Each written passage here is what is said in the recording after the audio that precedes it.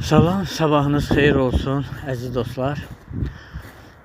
Ən əvvəl sizlərin yurdumuza gələn bahar bayramı, Novruz bayramı münasibəti ilə ürəkdən təbrik edirəm.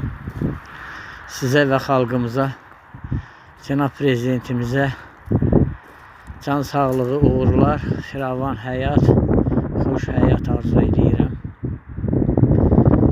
Və eyni zamanda mən qərara gəldim ki, sabah gedib Bələdiyyə parkında yeni əkilmiş ağaclara baxmağa və onlara əkindən sonra nə qulluq olunubdur, onu dəqiqləşdirməyə qərar verdim və mən hal-hazırda parkdayım. Bizim gözəl Bələdiyyə parkında. Və siz də görün, şahidi olun. Buna əsl iş deyərlər. Necə? Yəni, adətən ağaclar əkildikdən sonra onların təkrar dibləri bərkidilməlidir və eyni zamanda küləyə qarşı onlara hardasa belə deyək də dayaq verilməlidir. Bəli, son 3 gündə, 4 gündə əkilən ağaclar yerlərində möhkəm dayanıblar.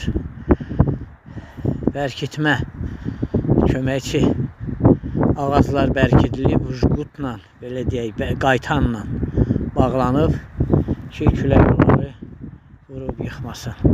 Həqiqətən